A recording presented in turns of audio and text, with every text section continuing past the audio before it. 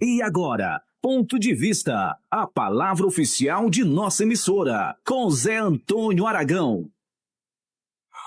12 horas mais 53 minutos, agora coluna Ponto de Vista. Começamos aqui um pouquinho mais tarde, porque estávamos recebendo aqui a vereadora Priscila Costa, pré-candidata ao Senado Federal, um bate-papo aqui bem interessante antes da coluna Ponto de Vista, mas agora é hora de José Antônio Rodrigues de Aragão avaliar, analisar e debater os principais temas dessa semana. Zé Antônio, muito boa tarde. Boa tarde, Ciro. Boa tarde, ouvinte da Serra Grande FM. É um prazer que se renova participar mais um momento, principalmente numa ocasião dessa, né, com a visita ilustre de uma cidadã que é vereadora de Fortaleza pela terceira vez. Começou com 5 mil votos, já passou de 70. Está crescendo, né? Tá bem. Eu não podia começar a Tribuna da Serra Grande fazendo uma pergunta que não fosse a que eu vou fazer. O que é que você achou da vereadora pré-candidata ao Senado Federal? Lembrando que ela conta com o apoio do ex-presidente Jair Messias Bolsonaro e também da ex-primeira-dama Michele Bolsonaro, e isso deve ter algum tipo de peso em relação ao eleitorado da direita. Lembrando que ela tem um concorrente dentro do próprio partido, o pastor Alcides Fernandes, foi alçado pelo próprio Ciro Gomes, o grande líder da oposição, hoje, a essa condição de pré-candidato ao Senado Federal. E aí, José? Só resta a gente lembrar que o Ciro Gomes é candidato do PSDB e o pastor Alcides é do PL, tá certo? A gente não pode dar ordem nas casas alheias, né? Se o PL for indicar o candidato a senador, quem tem que indicar o PL, não é ele que escolhe, não, tá certo? Ontem o Eunício falou na entrevista dele que, mesmo que não tenha a composição da chapa com o governo, ele vai ser candidato, o MDB o apoia aqui no estado do Ceará, o MDB nacional também o apoia essa condição de candidatura ao Senado Federal. Ou seja, ele diz que se não tiver vaga da chapa, ele é candidato do mesmo jeito. E eu perguntei até a Priscila agora há pouco aqui se ela acreditava que tivessem outras candidaturas independentes ao Senado Federal. O Senado esse ano vai ser uma situação diferenciada, né? Eu estou achando interessante porque quase sempre candidato a senador é caroneiro de governador. Tá certo? O sujeito não escuta nem falar no desgraçado. Quando chega na hora, já sabe que ele foi eleito. Um exemplo é esse próprio, que foi de uma candidatura que eu considero independente, do Eduardo Girão. Eu acho que ele abriu o esquema. Porque ninguém nem sabia que ele existia e quem se elegeu foi ele. Tá e bateu no Eunício, né? Pois é, bateu no Eunício, inclusive aqui em Guaraciaba. Ele foi mais votado que o Eunício. O Eunício mandou 40 milhões para a prefeitura aqui na mão do doutor Adail para perder. Tá certo? E é umas coisas interessantes. Então, foi um precedente que pode se estabelecer como costume. O Beni Veras, ninguém sabia quem era Beni Veras, e de repente o Beni Veras disputou com o Paz de Andrade, todo mundo sabia quem era o Paz de Andrade, foi um deputado muito combativo no período da ditadura militar, e por acaso era o sogro do Eunício Oliveira. E o Paz de Andrade partiu aí, quando fizeram a primeira pesquisa, com 67% e o Beni Veras com 1%. Mas ganhou longe, tá certo, do Eunício. E eu disse, do pai de Andrade. E eu disse ao Beni, almoçando com ele lá na fábrica dele, que ele tinha uma confecção, uma fábrica de roupa, eu disse a ele que ele não se preocupasse, não. Era Vicunha, não era o nome da... Era Vicunha, não era? Não sei, não. Eu não sei como era o nome, não. Eu sei que ele tinha uma fábrica de tecido lá na Fernandes Távora, né? Aquela rua largona que tem lá no Henrique Jorge. Aí, eu almoçando com ele lá e ele triste, velho, porque a pesquisa tinha sido divulgada nesse dia que eu estava almoçando com ele. Eu até aqui os dois lados, Zé Maria Melo e o Egberto, todos os dois trabalhavam para o Paz de Andrade. Aí eu, conversando com ele, eu me comprometi de fazer alguma coisa por ele aqui. Eu fiz um movimento aqui em Guaraciaba para ajudar a candidatura dele. E eu disse a ele, rapaz, não se preocupe não, que voto de senador, o povo não quer nem saber de senador, não. O voto de senador é feito na pescazinha que o sujeito entrega na véspera da eleição. E quem tem esquema para entregar a pescazinha na véspera da eleição é o grupo do Taxa Ereissat, não é o do MDB não, do Paz de Andrade não, tá certo? É Taxa Ereissat. Então você vai ser eleito porque seus votos, você não vai aparecer em pesquisa bem, mas você vai aparecer bem quando apurar as urnas. Porque seu voto é feito pela modelinho de votação que o cabo eleitoral entrega de última hora. E o esquemão de cabo eleitoral está na mão do Tasso. fique tranquilo, ele ganhou a eleição, foi senador, né? Foi eleito senador. Mas agora tem uma diferença porque tem essa expectativa do povo brasileiro por conta dos desmandos do Supremo Tribunal Federal. Se você quiser descobrir no Brasil quem é que desrespeita a lei, quem é que desrespeita a Constituição Federal, o nome é imediato Supremo Tribunal Federal, campeão de desobediência da lei, de transgressão da lei. E aí, as pessoas estão se interessando por isso, é que o Eunício Oliveira se anima de ser candidato avulso. Avulso, porque ele tem um partido, mas o partido dele não vai ter candidato a governador. E aí, ainda assim, ele se anima. Ele está bem nas pesquisas. Agora, acontece é que tem cavalo bom de largada e tem cavalo bom de chegada. Aí ninguém sabe como é o jeito dele. Na eleição de 2018, ele mostrou que era ruim de chegada. Ele largou bem, mas quando foi chegando lá no lugar de cortar a fita, quem chegou foi o Eduardo Girão, não foi ele, não.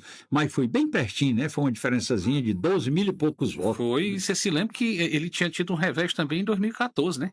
Que ele partiu bem na frente do Camilo, o Eunício, e acabou perdendo a eleição também. Para o governo do Ceará, né? Mas ali tinha umas cobras criadas no meio, né? E se bem que na candidatura dele a senador tinha o Camilo trabalhando, quebrando lança por ele. O Camilo trabalhou por ele e o Cid também.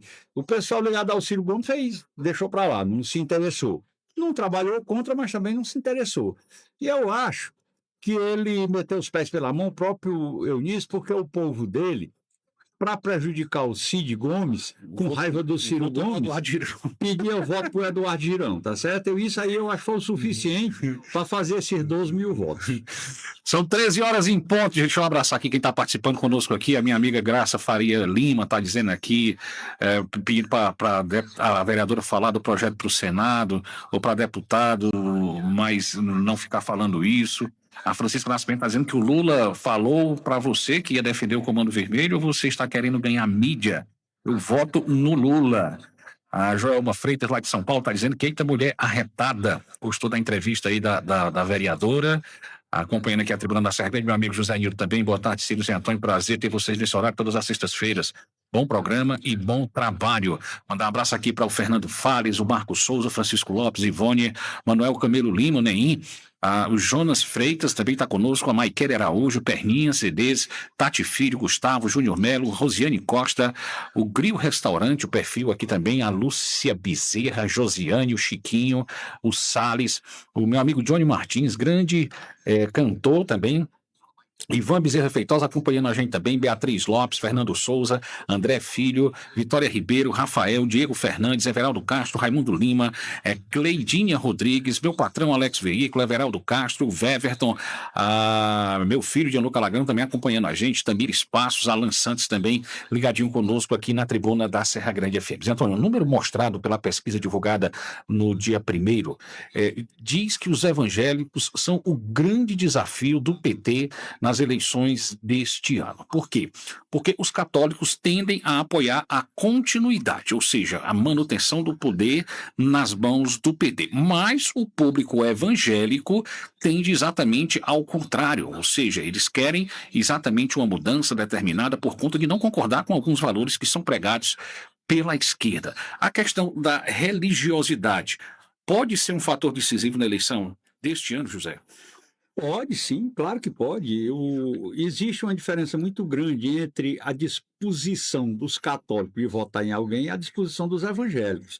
Os evangélicos são mais obedientes digamos assim, aos princípios morais deles mesmos e também aos seus pastores. Já católico, tá certo? Não presta muita atenção ao que o padre diz, não. Às vezes vai na missa só por ir, tá certo? Vai por obrigação, chega lá, fica olhando para uma coisa e para outra. Tem umas pessoas, mesmo aqueles bem religiosos, que chegam lá, pegam um texto e vai rezar o texto, em vez de prestar atenção no que o padre está dizendo. Na hora do sermão, não liga para nada, que é a hora que o padre transmite o recado dele. E a religião católica, de uma maneira geral, a gente já se acostumou que as coisas correm frouxa, tá certo? É a mesma Bíblia dos evangélicos, mas a negada não leva muito assim ao pé da letra. É uma liberalidade maior. Aí a obediência dos evangélicos termina sendo muito determinante, porque os evangélicos funcionam, digamos assim, no sistema das ovelhas. Para onde uma vai, as outras vão tudinho. Meteu o pescoço no meio dos arames, arrasta embora que fica as tiras de sola pelo meio do caminho. E católico não é assim, não, tá certo? Funciona de outro jeito. Hoje, a família evangélica é muito grande, parou. Nesse último censo, deu para perceber que não foi dentro do crescimento que vinha sendo esperado, houve uma frustração no crescimento dos evangélicos. Estava todo mundo achando que já ia empatar com os católicos antes de 2030, mas já se viu que não. Porque eu acho que saturou um pouquinho. Do dia desse para cá, tem um bocado de gente virando católico. Aqui a gente já escuta falar de evangélico virando católico, que a gente não via isso. Está voltando, tá né? certo? Mas, assim, do ponto de vista da lógica eleitoral, o voto do evangélico é um voto fidelizado e do católico não é. 13 horas mais 4 minutos. Zé Antônio, um outro público que as pessoas dizem que pode aí ser decisivo na eleição deste ano são os influenciadores digitais. Eles vão poder se manifestar nas eleições, utilizando o poder que tem e o tráfico, né, de pessoas nas suas redes sociais, e isso pode ser determinante. É uma preocupação da Justiça Eleitoral, principalmente em relação à questão de notícias falsas e também o uso da inteligência artificial. Os candidatos, Zé Antônio, devem se preocupar com essa questão das redes sociais para as eleições deste ano? Olha, eu estava me lembrando hoje, quando eu vim para cá, do professor Moraes. Lá atrás teve um ano que, no tempo da Revolução ainda, eu estou aqui com medo de dizer qual foi o ano, que os deputados, foi muito deputado da oposição que foi eleito, do MDB, que naquele tempo era MDB e Arena, só tinha 2 partidos, né? Aí, devido ao uso da televisão, quando foi liberado para usar televisão e rádio e tal, os caras que eram melhor de queixo, normalmente a turma que é da esquerda, a turma que é de oposição, tem um ânimo maior. É muito maior a vontade de conquistar do que quem já estava no poder, a vontade de defender. Aí, por conta disso, a ditadura militar de 64 alterou a forma de propaganda. O cara ficava falando, saía na voz, mas só podia aparecer o retrato, não era animado. Você não tinha o próprio candidato falando. Tudo isso é artifício que a ditadura usou e, de certa forma, hoje, a democracia usa também. O que é que o Supremo Tribunal Federal está querendo? É controlar a boca das pessoas, controlar a voz das pessoas. Ora, é a história de fake news. Desde quando o mundo é mundo que tem gente que mente. Quem diabo é que vai ter a pretensão, se nem Jesus resolveu isso? Como é que comedor de feijão aqui pela terra vai querer empatar o povo de mentir, rapaz? A mentira é tão antiga quanto o homem. Desde quando o homem começou a existir, a negada aprendeu a mentir e pronto. A mentira, de certa forma, em algumas circunstâncias, é uma forma de defesa. E, às vezes, é uma forma de atacar. Mas sempre ela existiu. E é impossível acabar com ela. Antigamente as pessoas conversavam nas praças, nas esquinas e tal. A praça pública hoje é a internet. É como se fosse ali, eu lembro aqui em Guaraciaba do Norte, bem ali, naquela rua que pertinho ali onde era o escritório do Dr. Alderi, eu não sei como é que chama aquela rua ali. A Galeria João Bezerra. Galeria João Bezerra. Pronto, bem ali ficava um bocado de gente conversando ali, aparecia de tudo, ficava por ali o Edmilson Martins, o Riamburgo, o Aníbal, ficava um bocado de gente conversando e ali saía de tudo. Chegava bem na Praça do Guaraci, tinha um bocado conversando lá na Praça do Ferreira, em Fortaleza, um bocado de gente conversando, uns falando na verdade, outros mentindo, outros inventando conversa. É a vida. O povo é desse jeito mesmo. Não adianta querer empatar de ninguém mentir que não consegue. O próprio juiz, tá certo, lá do Supremo Tribunal Federal, quando fica querendo empatar do povo, contar uma fake news, que é um apelido americanizado de mentira, eles também mentem, tá certo? Inventa coisa. Aí, eu acho que tem, por exemplo, a maioria constitucional era 2/3. Aí, quando o Geisel mandou a reforma do judiciário, que não passou no Congresso, apesar da Arena ser maioria, mas não passou, porque precisava dos 2/3 e não teve. Aí ele colocou o Congresso em recesso E pelo AI-5, quando o presidente da República, que podia sim botar o Congresso em recesso, quando ele botava o Congresso em recesso, ele podia legislar. Aí ele alterou a Constituição. Olha, o presidente sozinho, porque o Congresso estava em recesso, teoricamente, né, mas foi ele que botou. Mas não podia, o Congresso não podia fazer nada, ele podia. Aí ele alterou a maioria constitucional, para fazer a emenda constitucional, de 2/3 para 3/5, ou seja, caiu de 67% para 60%. Aí passou a reforma do judiciário. Ele mandou de novo, passou. Porque ele queria fazer as coisas com aspecto de legalidade.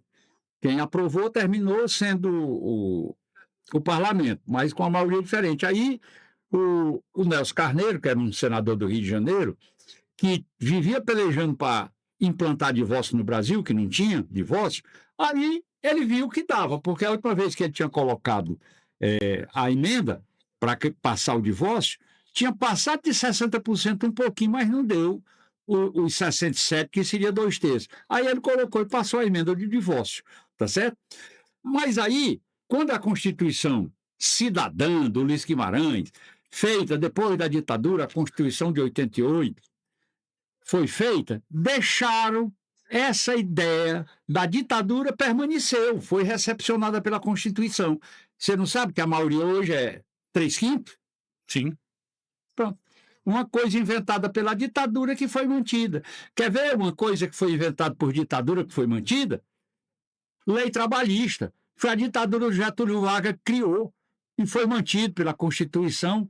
Quer ver outra coisa? O Banco do Nordeste foi criado por um ditador, que era o Getúlio Vargas. A Petrobras foi criada pelo Getúlio Vargas. Aí ele já não era mais ditador, porque depois de ter sido ditador durante 15 anos, ele foi eleito presidente. E depois que ele foi eleito presidente, ele criou o Banco do Nordeste, criou a Petrobras, criou a Companhia Siderúrgica Nacional. Tem muita coisa que o Getúlio Vargas fez pelo país e que ainda hoje é copiado, e foi um ditador que fez. Nem sempre coisa feita por democracia é boa e nem sempre coisa feita por ditadura é ruim, tá certo? Tem um ditado que diz que não existe pessoa tão má que só tenha defeitos, como também não existe pessoa tão boa que só tenha virtudes. Digamos, a percepção, a capacidade do homem de aproveitar as coisas boas e evitar as coisas ruins, está aí, é uma questão de bom senso. E aí a gente vai nessa toada por aí afora. O mundo é desse jeito mesmo. Essa história de querer acabar com fake news é utopia, não tem quem acabe. Não tem quem evite que o sujeito use inteligência artificial para fazer algum tipo de malandragem. Tem coisa tão bem feita que o camarada tem dúvida. Às vezes o próprio cara que fez fica na dúvida. E eu me lembro aqui de Miguel Ângelo, quando esculpiu a estátua de Moisés, olhou e achou tão perfeita que deu uma martelada no joelho e disse, fala! E eu tenho a impressão que diz, fala, pô! 13 horas mais uns minutos. Antônio, essas coisas que a gente está tocando aqui, às vezes uma situação que é colocada aí numa rede social, é como a história das peninhas que o cara saiu espalhando e quando voltou não encontrou mais. Existe aí, segundo o Romeu Tuma Júnior, que foi deputado federal, delegado da Polícia Federal, ele diz que existe na internet hoje o chamado assassinato de reputações. Que quando a pessoa morre, não consegue mais retornar, ninguém ressuscita, tá certo? Então, quando a sua reputação é assassinada nas redes sociais, você também não consegue mais reavê-la. Isso é preocupante? Claro que é preocupante. A gente já viu linchamento por causa de internet. Aqui e acolá tem um exemplo dessa natureza. Uma vez, alguém lá no interior de São Paulo inventaram uma mentira lá porque viram alguém maltratando uma criança e viram uma mulher, acharam que era ela. Aí se espalhou a notícia, a turma se reuniu por lá, pegou e matou, linchou essa mulher. É claro que isso é preocupante, mas são os defeitos da humanidade. Desde quando o mundo é assim. Ora, um dia, Jesus Cristo andando na peregrinação dele, encontrou a negada cada um com um bocado de pedra na mão para apedrejar uma mulher. Aí, que na cabeça das pessoas era Madalena, não tem nada a ver. Na Bíblia, pode procurar que não tem nome de ninguém. Era uma mundana. É a única coisa que a Bíblia diz. Mas muita gente atribui isso aí a Maria Madalena. Aí, Jesus perguntou qual era o problema. Não é porque ela é pecadora.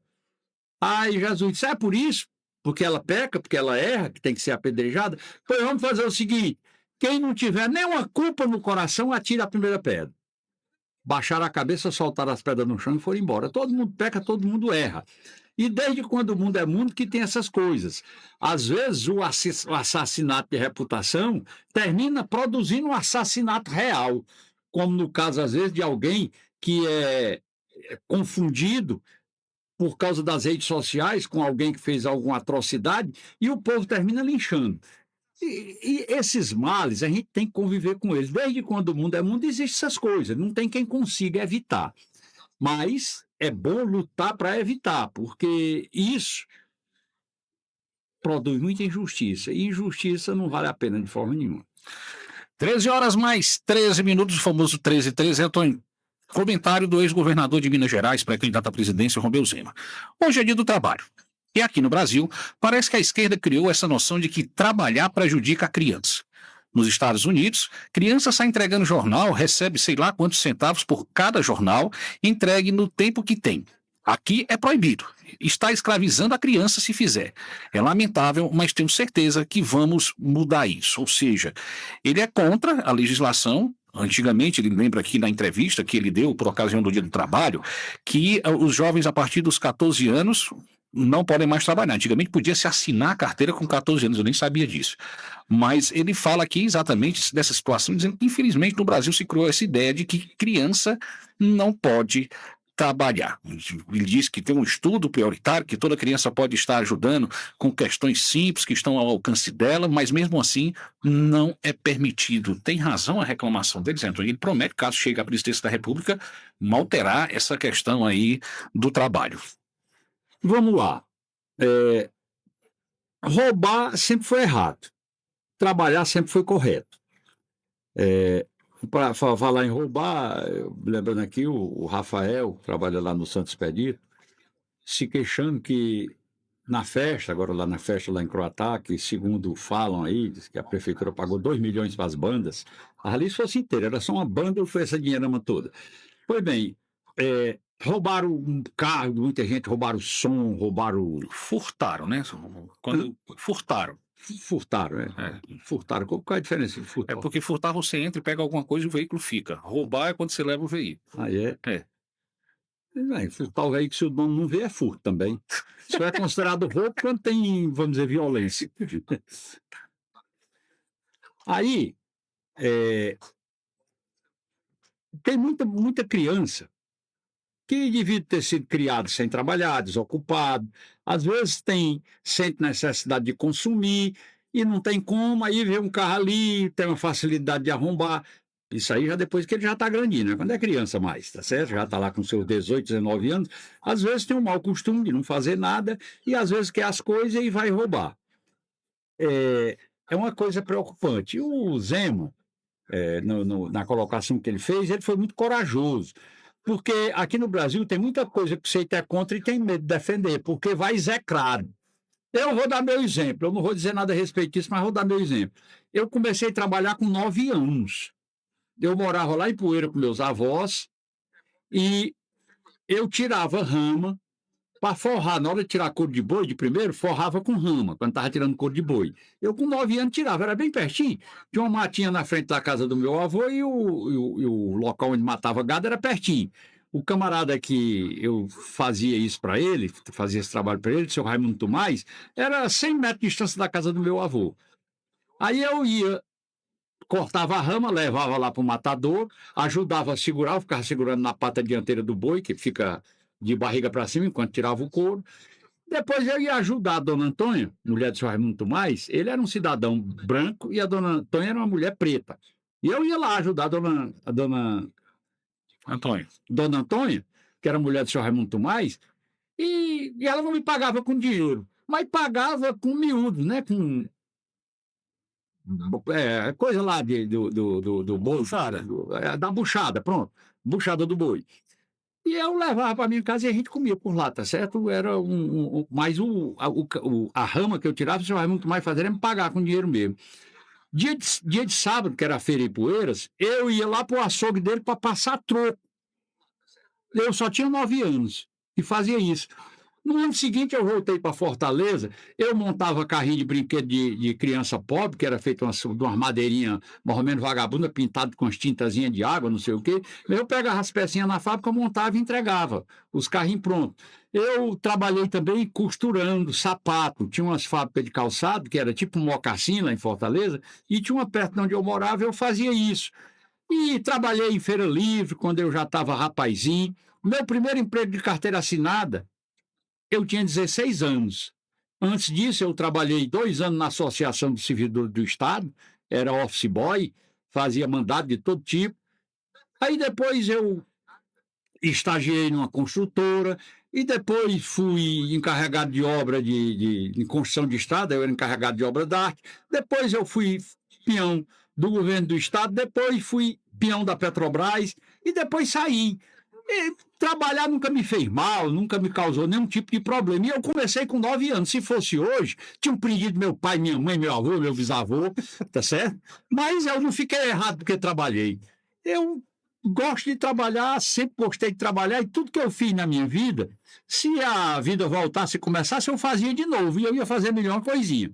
Pois bem, tem gente que é contra criança trabalhar e tem gente que é a favor. Você não pode forçar a criança de forma nenhuma, em hipótese alguma, em época nenhuma do mundo, vale a pena você obrigar uma criança a trabalhar. Aí seria, digamos assim, um trabalho forçado, que você poderia considerar um trabalho escravo. Mas tem menino que gosta de trabalhar, gosta de ter o dinheirinho dele, e eu ainda fazia o seguinte, quando era tempo de São João, eu fazia as caixinhas, botava os fogos em dentro e vendia fogo pelas calçadas. Eu fazia isso. Fazia carrinho de brinquedo bem bonitinho, bem feitinho, andar pelas calçadas. Aí os meninos do pessoal melhor de vida se apaixonavam e infernavam o pai para comprar, e eu vendia, fazia outro e tal, tá certo? Eu sempre gostei de trabalhar e eu fazia isso com prazer, era uma coisa que me dava prazer. Eu estudava, nunca deixei de estudar, mas quando eu chegava, eu fazia meu dever, depois ia fazer algum tipo de atividade. E, de qualquer maneira, o governador de Minas Gerais está falando uma coisa que muita gente concorda e tem medo de dizer. Eu acho ele corajoso, como ele fez também aqueles bonequinhos, dizendo que era o Gilmar Mendes, o Alexandre de Moraes e tal. Aquilo não fez ele crescer nas pesquisas, como eu imaginei.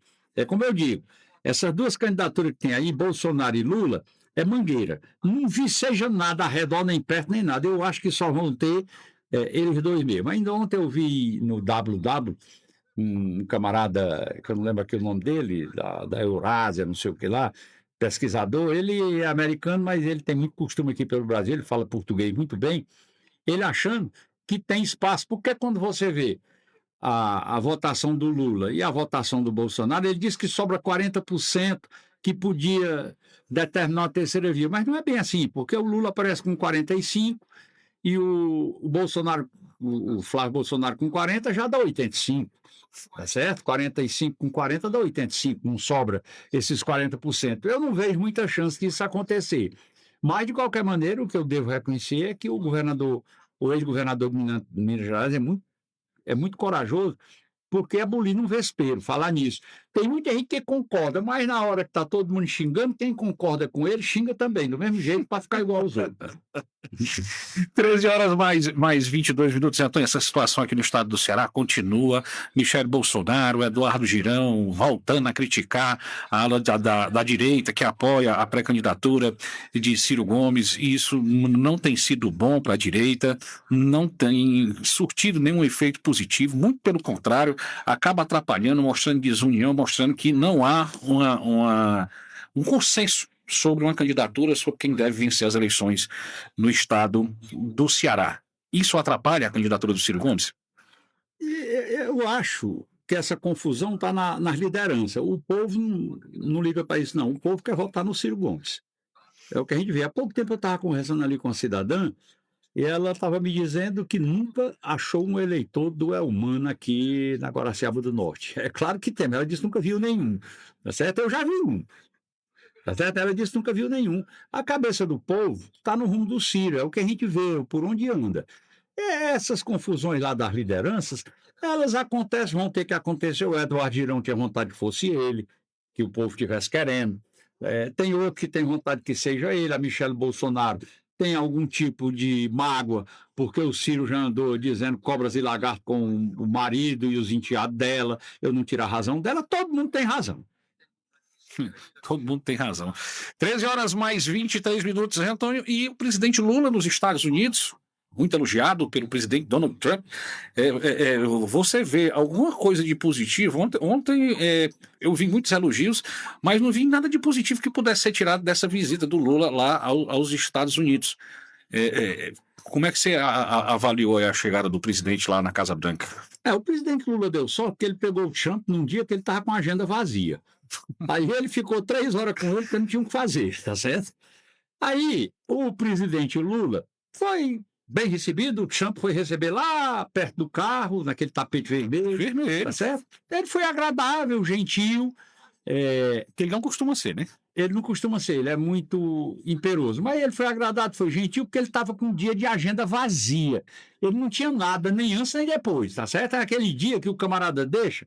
E foi o dia que deu certo para receber o Lula, porque era um dia que ele tinha deixado desse jeito aí.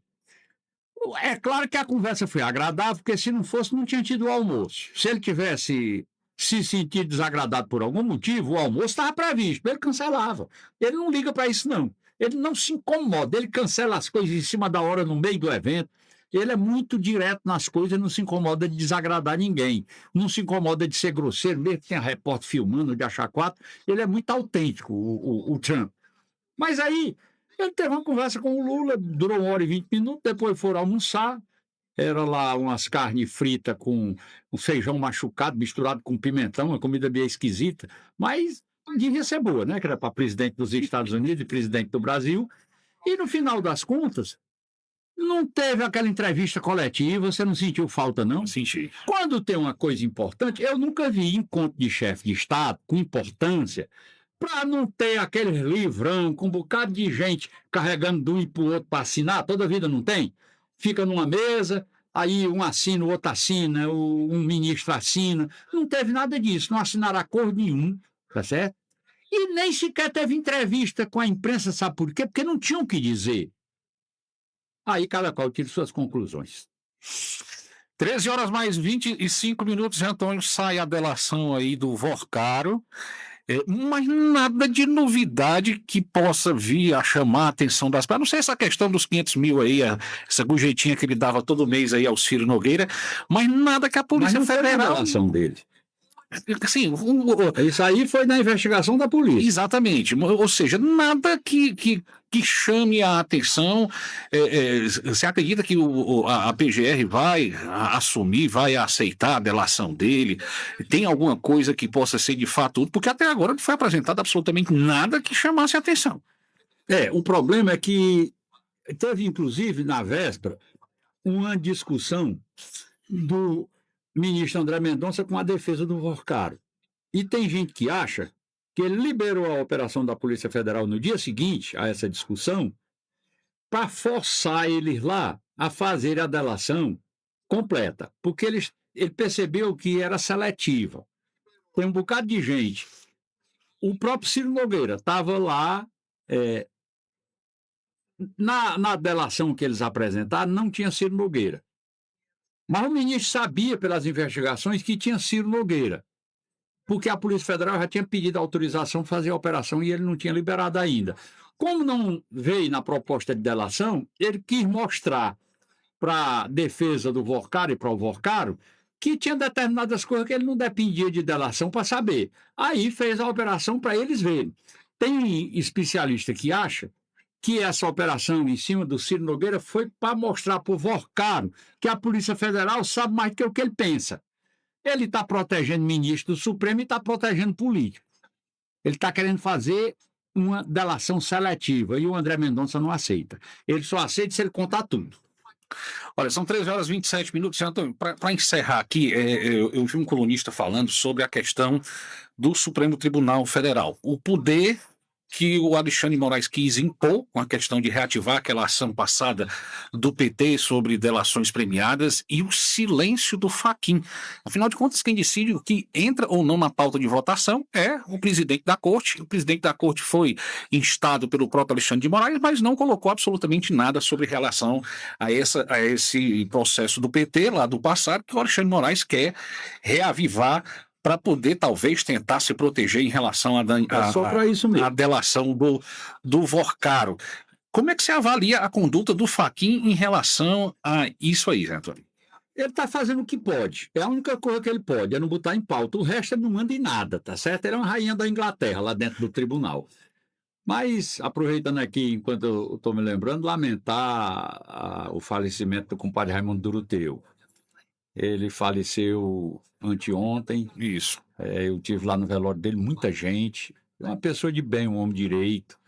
E eu lamentei profundamente. Ele já estava velhinho, tinha 94 anos, mas era muito querido, porque era muito concorrido. Era novena, noite de novena lá na Betânia, mas tinha mais gente lá no velório do que lá ao redor da igreja. Eu achei muito interessante.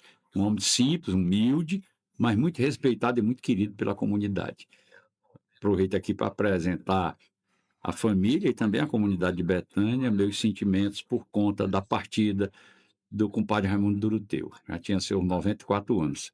E lembrar que também, já que você estava falando aí com o jeito que a gente estava encerrando, que essa festa que aconteceu lá em Pratal, eu vi muita queixa desses furtos, como você chama, de som, de coisa que boliram nos carros à lei, e também de negócio de cobrança cara, de taxa para botar uma barraca, e até para estacionar carro na rua. Como é que você cobra estacionamento na rua? A rua é do povo, né?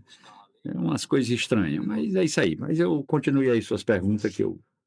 Não, são 13h30, algo mais que você queira colocar na coluna de hoje? Não, já chega. Teve aqui entrevista de gente graúda aí, né? Vereadora que teve mais de 70 mil votos. 70 mil votos para vereador dá para fazer a eleição do município pequeno uns 10 anos. Não, deixa eu só falar. Ela teve mais de 70 mil votos quando foi candidata a deputada federal. Ah, sim. A vereadora, ela teve... Você falou 5 mil... Ela teve 74.773 votos em 2022 como candidata a deputada federal. Na eleição 2024, ela teve 36.226 votos, sendo proporcionalmente a vereadora mais votada do Brasil. 2,62% do eleitorado. Pois é, muita coisa. 2,62% do eleitorado. São 36 vereadores em Fortaleza? Não sei. Acho que são mais 48, não sei lá. Mas é muita coisa, porque tem os suplentes, que todo mundo tem voto, é muita coisa. Quando junta os candidatos tudinho, tem mais de 1.000. Aí uma pessoa sozinha tirar mais de 2% é muita coisa. 43, rapaz. 43, né? São 43. Ela teve mais de 2%. Caramba, né? São 46 estaduais. São 46 deputados estaduais e 43 vereadores em Fortaleza. Pois, de qualquer maneira, teve essa visita ilustre aqui. Eu também lembrar aqui para os nossos queridos ouvintes que tem umas mudanças na nossa programação, nós estamos tentando melhorar. O túnel está sendo restabelecido, já chegaram as peças que precisava, todas, faltando agora só o trabalho técnico de fazer a montagem. Nós começamos a partir de ontem, tem Ceará em Rede, de manhã, ontem e hoje teve às 7 horas da manhã, de 7 às 8 da manhã, e a partir da próxima semana vai começar o programa da Daniela. Sem Fronteira. Como é o nome do programa? Sem Fronteira. Sem Fronteira, pois é. Aí depois o Ceará em Rede vai ser apresentado, vai ser gravado e apresentado de 8h30 às 9h30 da manhã. Aí o programa mega sucesso, né? Com a Reginilda. Vai ser de 9h30 às 12h. Aí diminuir. E de tarde o programa da Nara já está assim, porque isso aí é definitivo, de 2 às 4 da tarde, e é o Hits 88. Hits 88. Aí depois das 4 da tarde às 6 é o Baião da Serra Grande, e de 6 às 7 da noite pauta. Da ANC. Pauta ANC, que é as notícias de Brasília, do Ceará, mais notícia de política. E, enfim, e dia de sábado vai voltar o que foi. O programa Sabadão fica de 8 às 10, dia de sábado, de 10 às 12, notícia do Ceará, e das 12 às 14 horas vai ter Retromix, que era o nome do programa que tinha, que era a Nara também que fazia. Ela vai fazer o Sabadão e o Retromix. Mas ele tem o espaço, né? Pois é isso aí, tem essas mudanças aí, a gente está tentando melhorar.